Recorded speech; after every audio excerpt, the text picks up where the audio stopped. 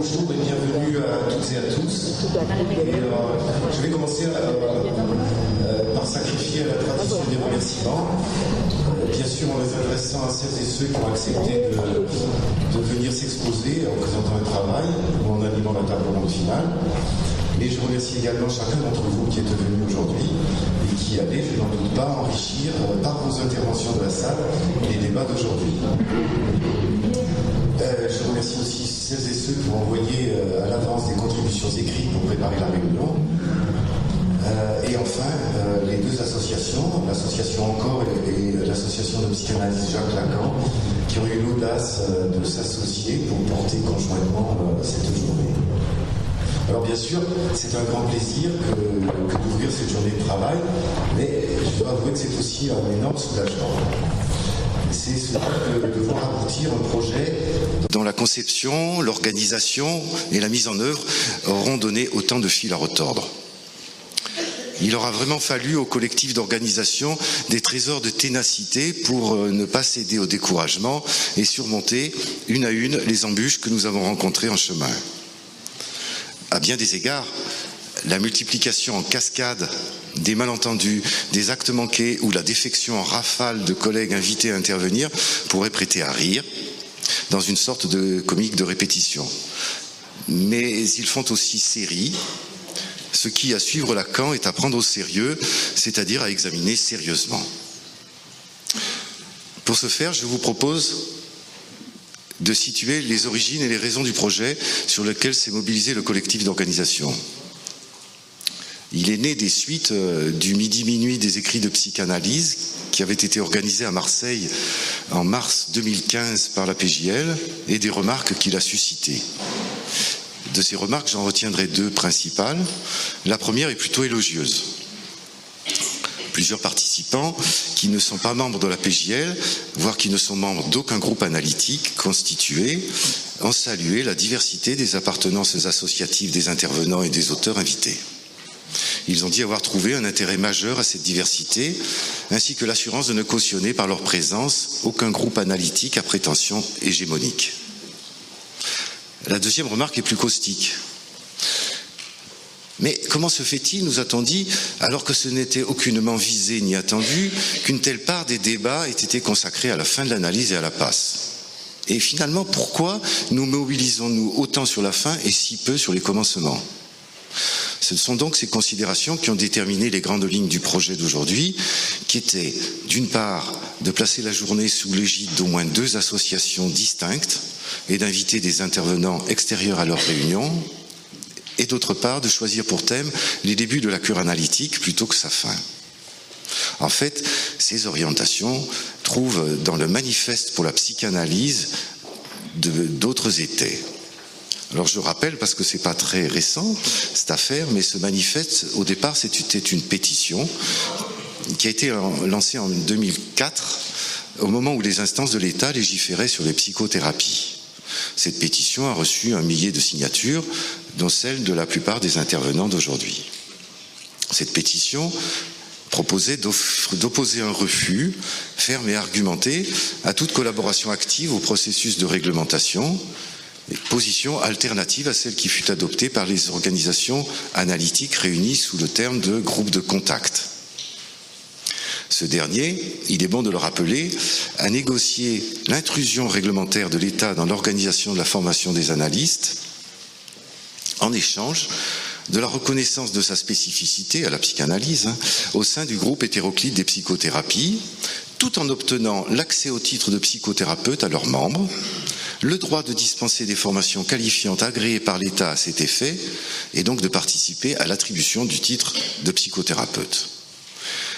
C'est une affaire qui participe d'un bien curieux démenti, qui est en fait difficile à voir tant il est énorme.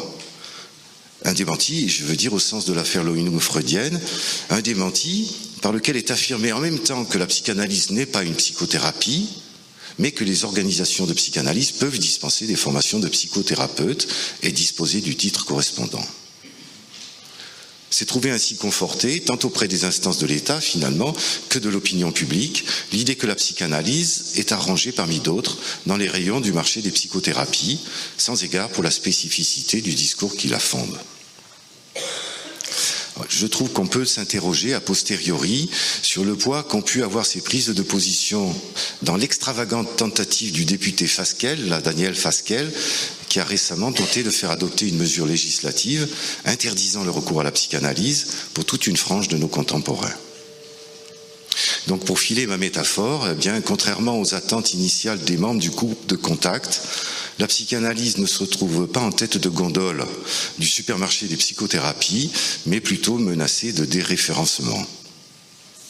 Bon, la psychanalyse n'est pas une psychothérapie, nous sommes tous d'accord sur ce point. Mais comment poursuivre le travail nécessaire à tracer la ligne de partage de l'une à l'autre ? Une voie largement privilégiée, à juste titre, de nos jours, consiste à se focaliser sur la formation de l'analyste et à tenter de situer au mieux le virage final d'une analyse, l'émergence du désir de l'analyste et le passage de l'analysant à l'analyste. Séparer l'or pur de la psychanalyse du plomb de la psychothérapie, comme disait Freud, à partir des commencements est peut-être plus ardu. En tout cas, c'est une hypothèse que je pose et dont nous vérifierons la pertinence aujourd'hui. Probablement, c'est ce que je suppose, est-ce là que pourraient être repérées les éventuelles conséquences sur la pratique des tractations qui ont accompagné la mise au point et le vote de l'article 52 de la loi de santé publique de 2004. Faut-il rapporter à cela la rareté des travaux menés sur ce sujet ? C'est aussi une question. La librairie L'Odeur du Temps, qui a installé un stand à l'extérieur, a rencontré les plus grandes difficultés pour établir une liste d'ouvrages thématiques. Sur l'entrée en analyse, il n'y a rien ou presque rien. Et en tout cas, il semble que la dernière manifestation d'envergure qui lui ait été consacrée à cette question du début, à Marseille, date de près de 30 ans. C'était les journées de l'ECF de 1989, intitulées « L'entrée en analyse, moments et enjeux ». Alors le manifeste pour la psychanalyse, c'est donc une pétition, mais c'est aussi un ouvrage collectif qui a été publié en 2010 par 6 auteurs, je vais essayer de les citer, c'est Sophie Aouillet, Pierre Bruno, Franck Chaumont, Guy Lérès, Michel Plon et Éric Porges. Alors, ces auteurs mettent en série plusieurs moments cruciaux, ce qu'ils qualifient de moments cruciaux de la psychanalyse, en partant d'abord du procès qui a été fait à Reich pour exercice illégal de la médecine, et donc ce procès qui a amené Freud à publier son texte sur l'analyse laïque.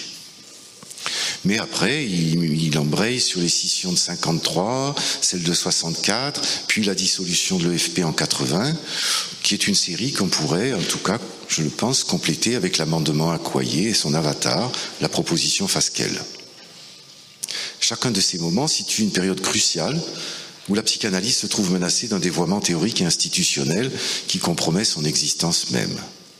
Donc, dans un moment clé pour la psychanalyse dont l'avenir n'est jamais assuré, la dissolution est apparue à Lacan comme solution à l'impossible rencontré dans son école. Il en a résulté une dissémination des analystes se réclamant de son enseignement dans une multitude d'associations ou écoles disjointes, ce qui a contribué à réduire la portée et la considération de la psychanalyse dans le monde contemporain. Pour les auteurs du manifeste, ces 6 auteurs que je citais, les inconvénients de cette dispersion peuvent se rebrousser en atouts pour peu que les différents groupes ou écoles constituées en viennent à se parler. Mais cela suppose qu'ils se défassent de l'idée que la psychanalyse soit un tout, dont ils pourraient être les seuls détenteurs, de renoncer à tout dogmatisme pour s'ouvrir à la discussion critique des travaux réalisés au-delà de leur cercle propre. Je suis donc enclin à poser comme hypothèse que c'est en raison du poids de ces 2 enjeux, celui de la distinction psychanalyse et psychothérapie d'une part, et puis celui que je viens de citer, à savoir la coopération et la mise en débat entre les différents groupes constitués de psychanalyse, que se situaient les enjeux de cette réunion d'aujourd'hui, qui pourraient expliquer qu'autant de difficultés aient été rencontrées dans sa préparation, et notamment de n'avoir pu élargir autant qu'on aurait voulu l'appartenance associative des intervenants. J'ajouterai à cela, et j'en finis, des divergences souvent inconciliables entre les thèses avancées sur les conséquences de l'évolution des discours dominants et de leurs effets de suggestion sur les conditions contemporaines de subjectivation. ces thèses, qu'elles prennent la forme d'une remise en cause des modalités d'assujettissement à la structure, ou bien celle d'une nouvelle économie psychique, interrogent à nouveau frais les conditions d'analysabilité, et tout particulièrement donc les commencements dans la conduite des cures. Bon, c'est dans ce contexte que nous avons pris le parti, j'espère qu'on pourra le tenir, puisqu'on a pris du retard, de laisser beaucoup de place au débat, en espérant que ces débats ne se limitent pas à un commentaire des interventions qui seront faites à la tribune, mais que des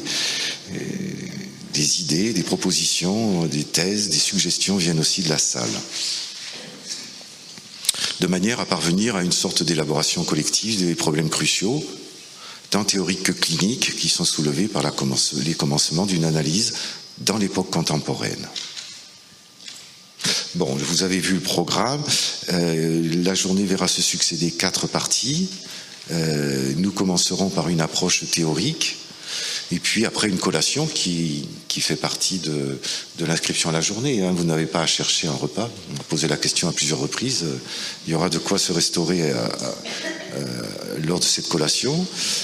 Donc après, on tentera de cerner ce qu'il en est donc des effets éventuels des discours dominants sur le début de l'analyse, avant d'examiner à la fin ce qui peut se déduire des commencements à partir de la fin. Et enfin, en dernier lieu, une table ronde s'attellera à la tâche d'extraire et de mettre en perspective les points les plus saillants de la journée. Michel Plon devait participer à cette table ronde et il m'a demandé de vous faire part de ses regrets de ne pouvoir être là ce soir. Son état de santé ne lui a pas permis de faire le déplacement. Donc je propose à Paul Alérini, Pierre Bruno, dont je ne sais pas s'il est arrivé, et Vincent Clavurier. Oui, il est là. Donc je vous propose de venir pour la première séquence.